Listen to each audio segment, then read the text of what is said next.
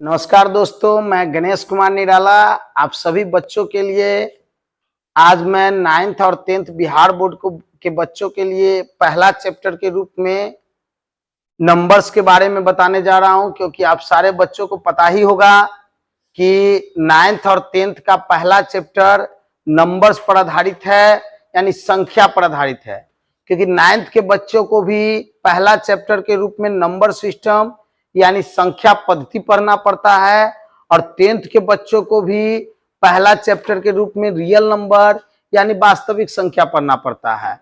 तो हम आप सारे बच्चों को बता देना चाहते हैं कि ये पहला चैप्टर कवर करने के लिए उसका बेसिक फंडामेंटल क्या है, कैसे आप 9th के या 10th के बच्चे कैसे पहला चैप्टर यानी नंबर सिस्टम या रियल नंबर पर पकड़ बना पाइएगा। तो सबसे पहले मैं आपको बताता हूं कि गणित में सबसे इंपॉर्टेंट पार्ट्स होता है नंबर, जिसको हम लोग संख्या कहते हैं। क्योंकि संख्या एक प्रकार से मानिए तो गणित का अल्फाबेट है।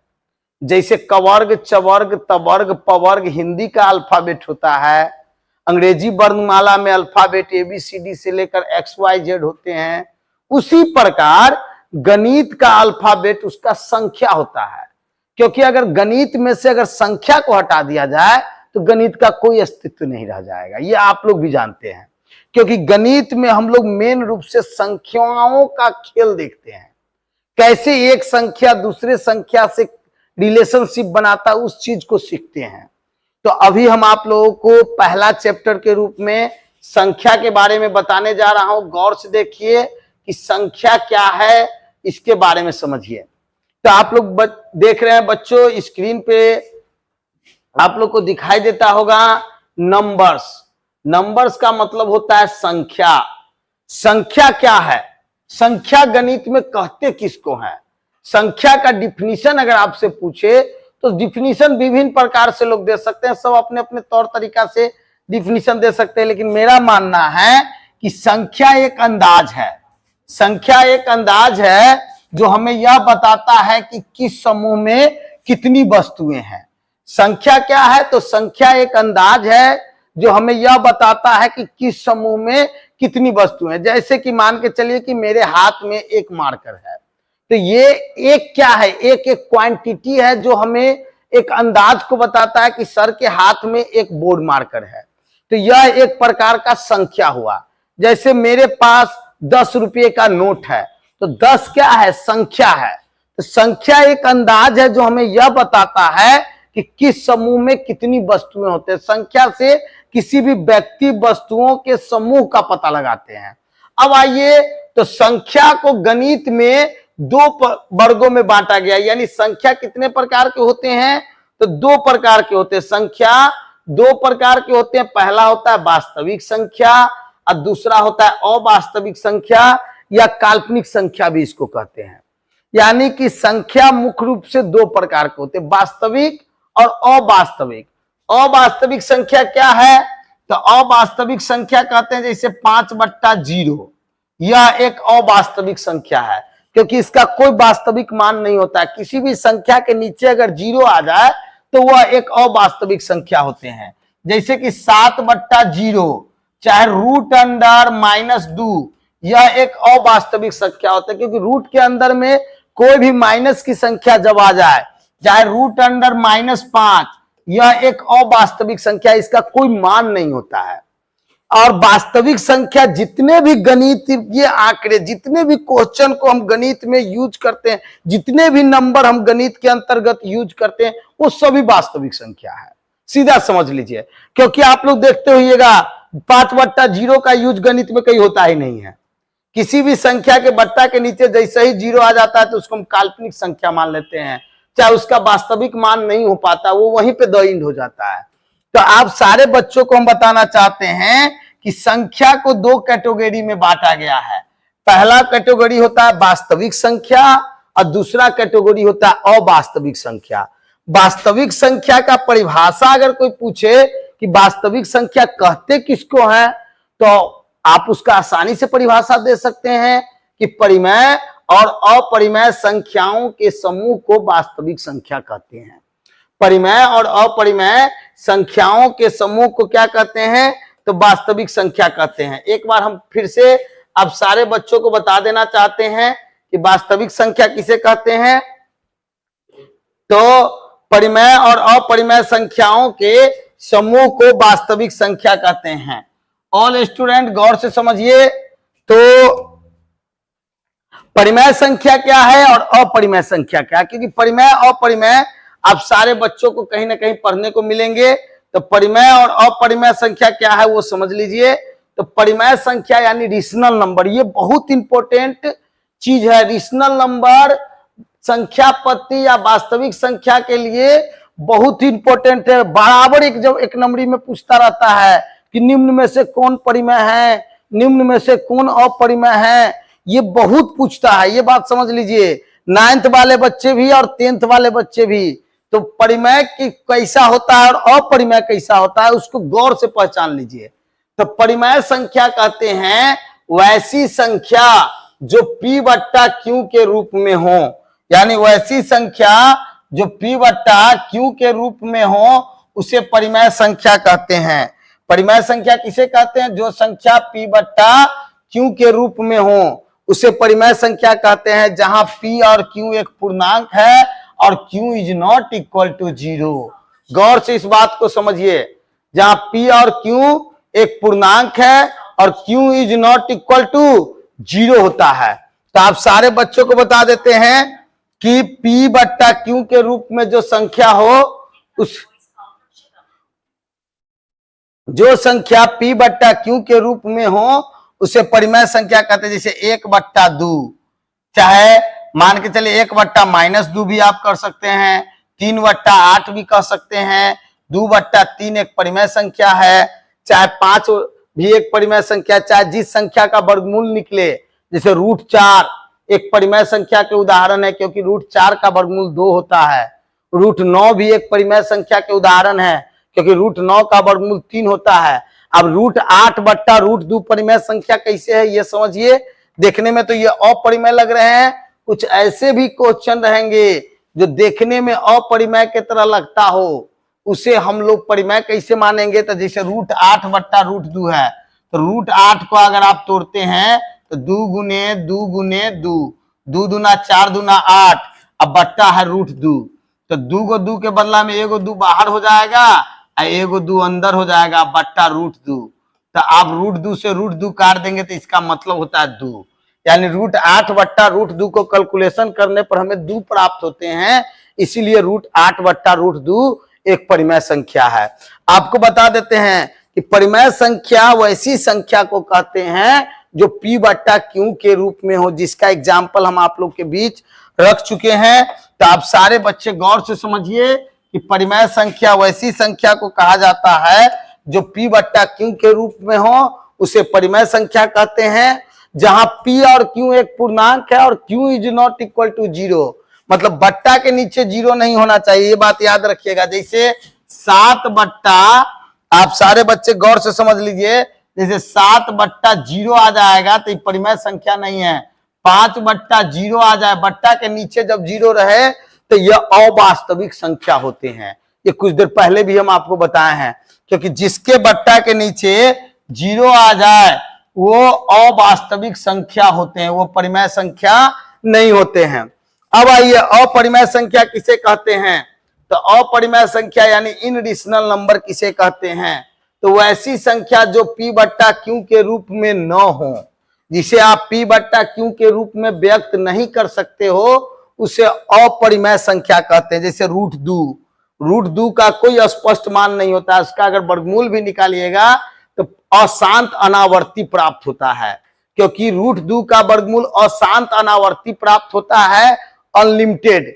थक जाइएगा लेकिन उसका स्पष्ट मान नहीं निकाल पाइएगा। जैसे √5 का अगर आप वर्गमूल निकालिएगा तो आपको अशांत अनावर्ती प्राप्त होगा। आप कहिएगा सर ये अशांत अनावर्ती क्या है, तो हम आगे आपको बताएंगे कि अशांत अनावर्ती, अशांत आवर्ती, उसके बाद आ जाइए अशांत दशमलव प्रसार, शांत दशमलव प्रसार, इसके बारे में हम आगे आपको बताएंगे।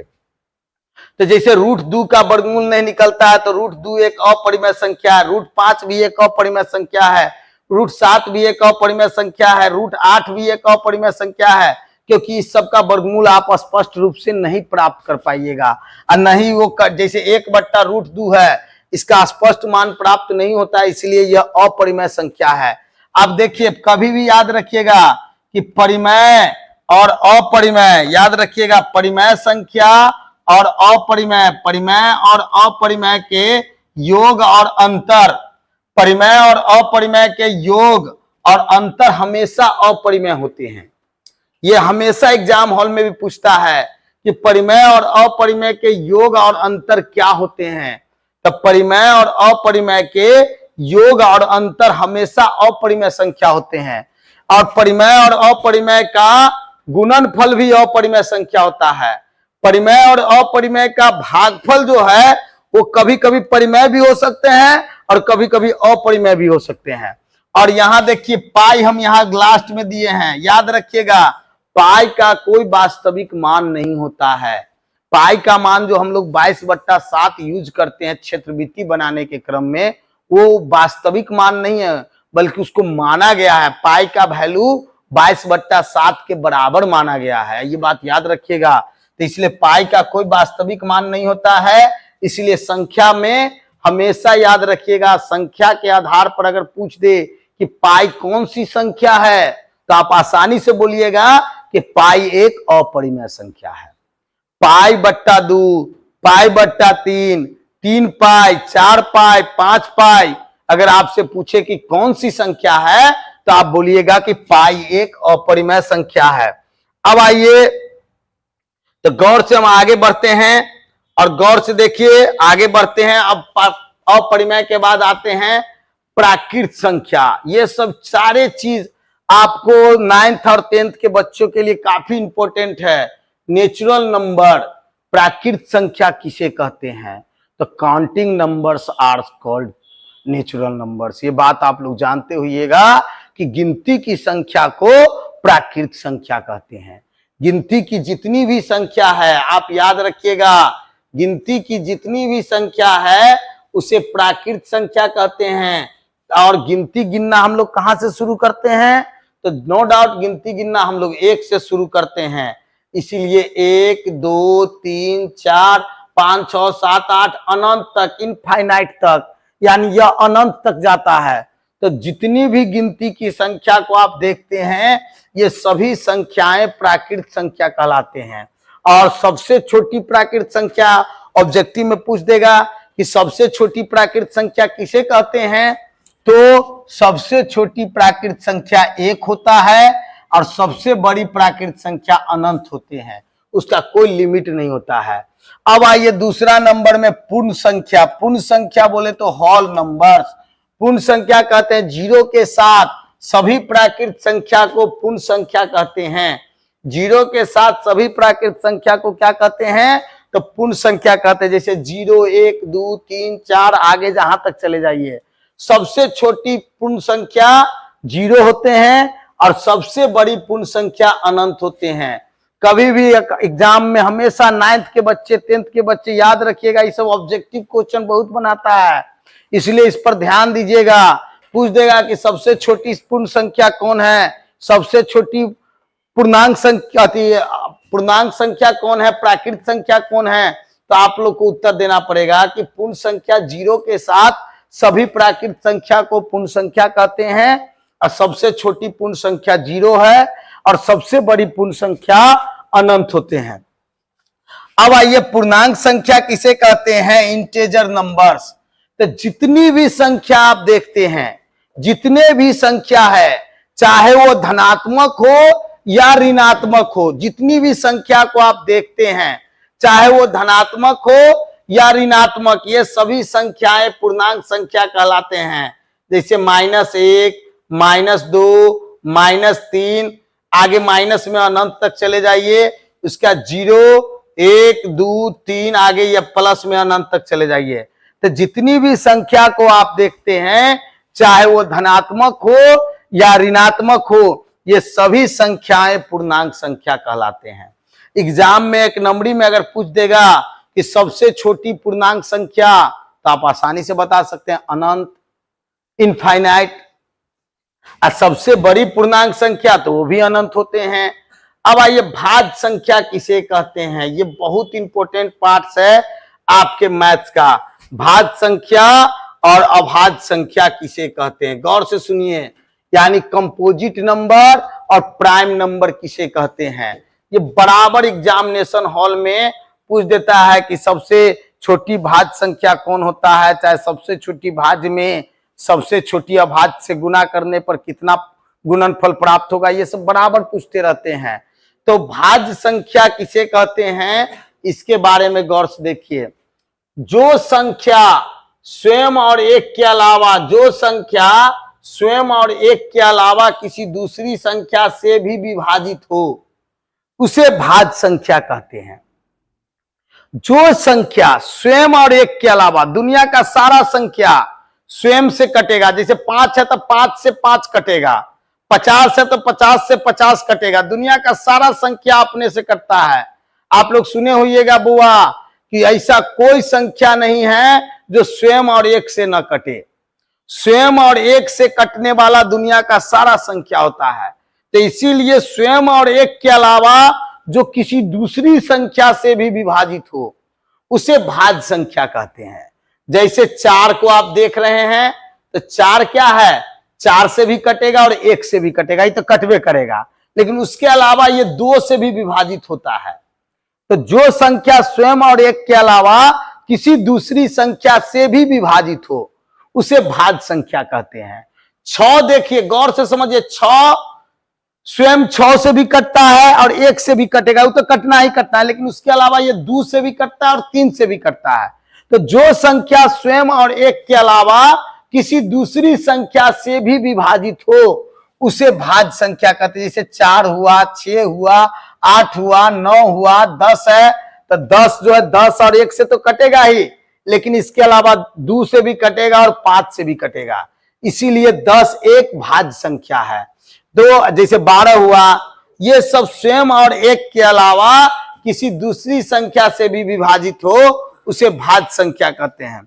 अभाज्य संख्या यानी प्राइम नंबर किसे कहते हैं, तो जो संख्या स्वयं और एक के अलावा किसी दूसरी संख्या से विभाजित न हो, उसे अभाज्य संख्या कहते हैं। जैसे 2 सबसे छोटी अभाज्य संख्या होते हैं, और 2 को सम अभाज्य संख्या भी कहते हैं। आपको बता देना चाहते हैं, अभाज्य संख्या 2 से शुरू होता है, इसलिए एग्जाम में अगर पूछ भी दे कि सबसे छोटी अभाज्य संख्या कौन है, तो आप सबसे पहले बताइएगा 2, क्योंकि 2 जो है सबसे छोटी अभाज्य संख्या है। उसके बाद 2, 3 जो है 3 से कटेगा ना तो 1 से कटेगा, इसके अलावा कोई माई के लाल इस 3 को नहीं काट सकता है पूरा पूरी। 5 हुआ, 7 हुआ, 11 हुआ, 13 हुआ, 13 कभी भी 13 से ही कटेगा, किसी दूसरी संख्या से विभाजित नहीं हो सकता है। 17 हुआ, 19 हुआ, 23 हुआ, ये सब कभी भी स्वयं और एक के अलावा किसी दूसरी संख्या से नहीं कटता है। तो ये सब अभाज्य संख्या के उदाहरण हैं। जैसे 31 को आप देखते हैं, तो कभी भी 31 से कटेगा, किसी दूसरी संख्या से विभाजित नहीं होगा, ये बात ध्यान में रखिएगा। तो भाज्य संख्या और अभाज्य संख्या किसे कहते हैं, ये गौर से समझ लीजिए कि जो संख्या किसी दूसरी संख्या से भी विभाजित हो, उसे भाज्य संख्या कहते हैं, और जो संख्या किसी दूसरी संख्या से विभाजित न हो, उसे अभाज्य संख्या कहते हैं। उसके बाद आइए तो आगे आते हैं सअभाज्य संख्या। सअभाज्य संख्या कहते हैं जब 2 या 2 से अधिक अभाज्य संख्या का मौसा हमें 1 प्राप्त होता है। जब 2 या 2 से अधिक अभाज्य संख्या का मौसा जब 1 प्राप्त हो, हमेशा याद रखिएगा कि 2 अभाज्य संख्या का जो समुच्चय होता है उसे सअभाज्य संख्या कहते हैं, क्योंकि किसी भी 2 अभाज्य संख्या का मौसा आप निकालिएगा तो आपको 1 प्राप्त होगा। तो 2 या 2 से अधिक अभाज्य संख्या को जब हम एक ब्रैकेट के अंदर बंद कर देते हैं इस तरीके से, तो ये दोनों एक दूसरे के सअभाज्य संख्या कहलाते हैं। तो सअभाज्य संख्या किसे कहते हैं, जब 2 या 2 से अधिक अभाज्य संख्या का मौसा 1 प्राप्त हो, तो उस 2 या 2 से अधिक अभाज्य संख्याओं का बना हुआ जो समुच्चय होता है उसे सअभाज्य संख्या कहते हैं। अब आइए सम संख्या किसे कहते हैं, यानी इवन नंबर। तो जो संख्या 2 से विभाजित हो उसे सम संख्या कहते हैं, और जो संख्या 2 से विभाजित न हो उसे विषम संख्या कहते हैं। तो 2 से विभाजित जो संख्या होता है ना, उसे याद रखिएगा हम लोग सम संख्या के नाम से जानते हैं। जैसे 2, 4, 6, 8, 10, 12, ये सब 2 से कटने वाली संख्या है। हमेशा एक और एग्जाम्पल है, जिस संख्या के अंत में 2, 4, 6, 8 और 0 हो। जिस संख्या के अंत में 2, 4, 6, 8 और 0 हो उसे हम लोग सम संख्या कहते हैं। और जिस संख्या के अंत में 1, 3, 5, 7, 9 हो उसे विषम संख्या कहते हैं। वैसे अगर सम और विषम के बारे में अगर पूछा जाए तो आप बोल सकते हैं कि जो संख्या 2 से विभाजित हो उसे सम संख्या कहते हैं। जैसे 2, 4, 6, 8, 10, 12 इत्यादि इसी प्रकार से बढ़ते चले जाइए एक श्रेणी के रूप में। चाहे जो संख्या 2 से विभाजित न हो उसे विषम संख्या कहते हैं। अब आइए शांत दशमलव और अशांत दशमलव। तो इसके बारे में हम आपको पहले समझाते हैं। दशमलव के बारे में हम आप लोग को थोड़ा बताते हैं। दशमलव प्रसार क्या है, दशमलव भिन्न जो होते हैं उसके बारे में आप लोग को हम बताते हैं। दशमलव भिन्न, दशमलव भिन्न देखिए, किसी भी भिन्न को, चाहे बट्टा को, चाहे किसी भी परिमेय संख्या को जब हम दशमलव के रूप में काटते हैं तो हमें एक दशमलव प्रसार प्राप्त होता है। किसी भी परिमेय संख्या के ऊपर वाले p में नीचे वाले q से, चाहे ऊपर वाले अंश में नीचे वाले हर से जब भाग दिया जाता है और जब वह भाग दशमलव के रूप में प्राप्त होता है तो उसको हम लोग दशमलव भिन्न कहते हैं। और दशमलव भिन्न 2 तरह के होते हैं, याद रखिएगा। दशमलव भिन्न के 2 प्रकार के होते हैं। एक शांत दशमलव होता है, एक को हम लोग शांत दशमलव कहते हैं। शांत दशमलव एक जो होता है वो शांत दशमलव होता है, शांत दशमलव, और एक होता है अशांत दशमलव। याद रखिएगा, ये पहला पॉइंट हम देते हैं। पहला पॉइंट शांत दशमलव और दूसरा पॉइंट देते हैं अशांत दशमलव। शांत और अशांत कब प्राप्त होता है, जब किसी परिमेय संख्या के अंश में उसके हर से दशमलव में भाग दिया जाता है, तब शांत दशमलव और अशांत दशमलव प्राप्त होता है। याद रखिएगा, शांत दशमलव और अशांत दशमलव। तो शांत दशमलव कैसा होता है और अशांत दशमलव कैसा होता है। जैसे कि हम 22 में 8 से भाग दिए, गौर से समझिए, 22 में 8 से भाग दिए। एक मिनट, इधर हम आप लोग को बता रहे हैं। जैसे एक एग्जाम्पल हम आप लोग के बीच ले रहे हैं। 22 में भाग दे रहे हैं 8 से, तो 8 दूना 16, 8 दूना 16, तो ये हो गया, बच गया शेषफल हमको 6 प्राप्त हुआ। जैसे ही दशमलव देंगे तो 6 में 0 पड़ जाएगा तो 60 हो जाएगा। तो 8 सत्ते 56, फिर शेषफल हमें 4 प्राप्त हुआ। दशमलव के बदला में 0 देंगे तो 40, 8 पंचे 40। तो यानी कि दशमलव भाग 22 में 8 से हमने किया है तो हमको 2.75 प्राप्त हुए हैं। तो यह शांत दशमलव है, क्योंकि यह पूरा पूरी कट जाता है। यह पूरा पूरी क्या होता है, कट जाता है। तो जिसको जब किसी परिमेय संख्या के अंश में उसके हर से भाग दिया जाता है, चाहे मान के चलिए एक और भाग देते हैं। जैसे आप गौर से देखिए, 33,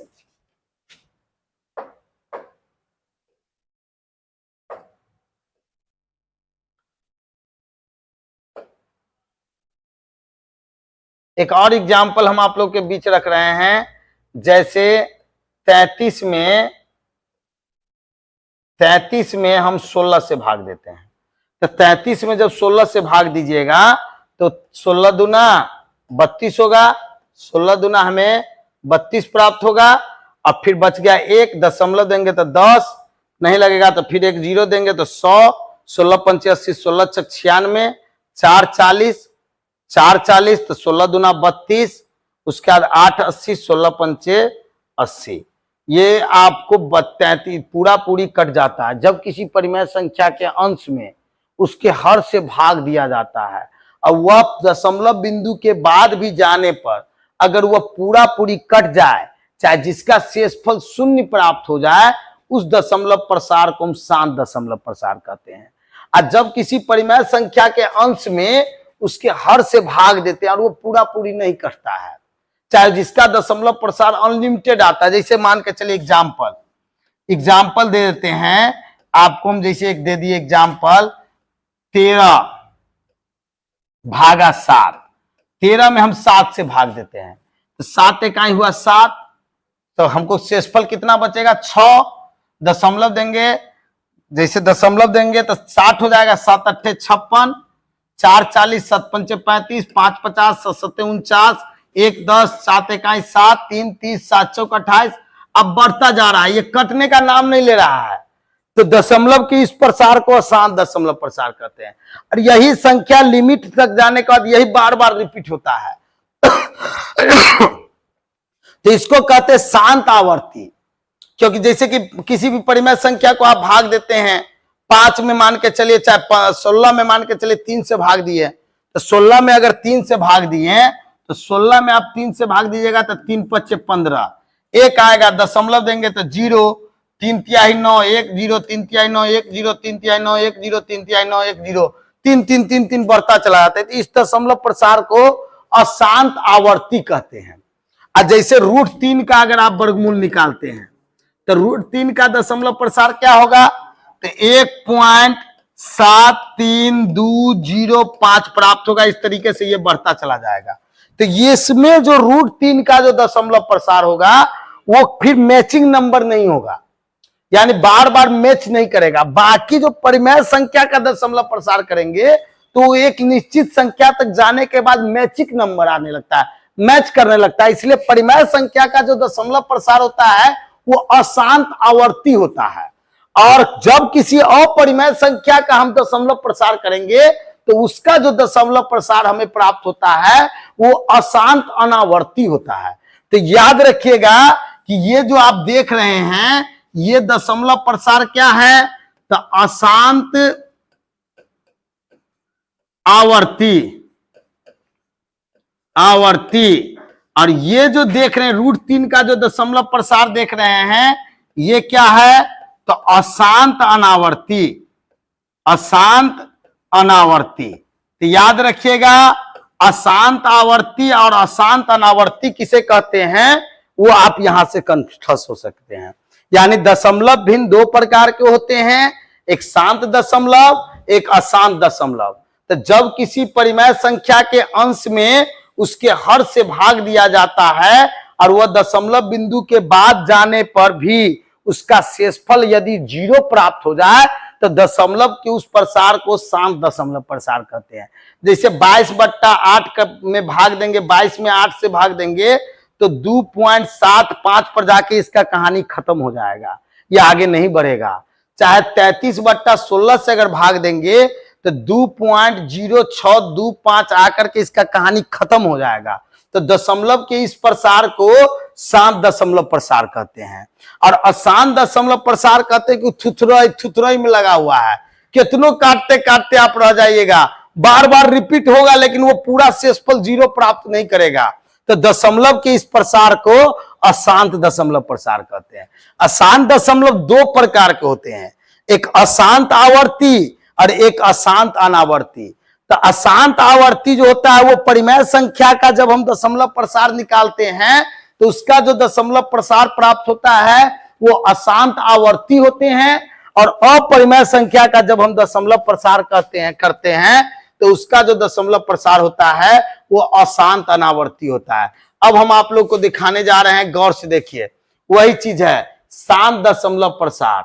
यानी शांत दशमलव प्रसार जब किसी परिमेय संख्या के अंश में उसके हर से भाग दिया जाता है और वह परिमेय संख्या दशमलव बिंदु के बाद भी जाने पर यदि उस परिमेय संख्या का शेषफल 0 प्राप्त हो जाता है तो दशमलव के इस प्रसार को शांत दशमलव प्रसार कहते हैं। और जब किसी परिमेय संख्या के अंश में उसके हर से भाग दिया जाता है और वह परिमेय संख्या दशमलव बिंदु के बाद भी जाने पर उस परिमेय संख्या का शेषफल शून्य प्राप्त नहीं होता है, तो दशमलव के इस प्रसार को अशांत दशमलव प्रसार कहते हैं। बस यही बात है जो संख्या पद्धति या वास्तविक संख्या का बेसिक फंडामेंटल है, जो आपको नॉलेज में रहनी चाहिए। इसके बाद हम 9th और 10th का अलग अलग चैप्टर वाइज एनसीईआरटी के बुक से हम वीडियो बनाकर उसका क्वेश्चन और सॉल्यूशन डालेंगे। आप लोग ऐसे ही मेरे चैनल को सब्सक्राइब कीजिए, बने रहिए, ताकि हम आप लोगों को मैथ से जुड़ा हुआ बहुत सारी जानकारी जो अभी तक आपने बहुत जगह से प्राप्त नहीं कर पाए हैं वो हम आपको देते रहेंगे। और भरोसा रखिए हम पर कि आने वाले समय में यूट्यूब के माध्यम से, मेरे चैनल निराला विद्या मंदिर के माध्यम से आप मैथ में बेहतरीन से बेहतरीन तैयारी कर सकते हैं, मैथ का बेहतरीन से बेहतरीन जानकारी हासिल कर सकते हैं। जैसे जैसे आप मेरे चैनल को सब्सक्राइब कीजिए, शुरू से अंत तक देखिए, बहुत ही बेहतरीन लगेगा और मैथ्स का फायदा मिलेगा। बस इतना ही कह करके मैं आज अपना क्लास को यहीं पे समाप्त कर रहा हूं। जय हिंद, जय भारत।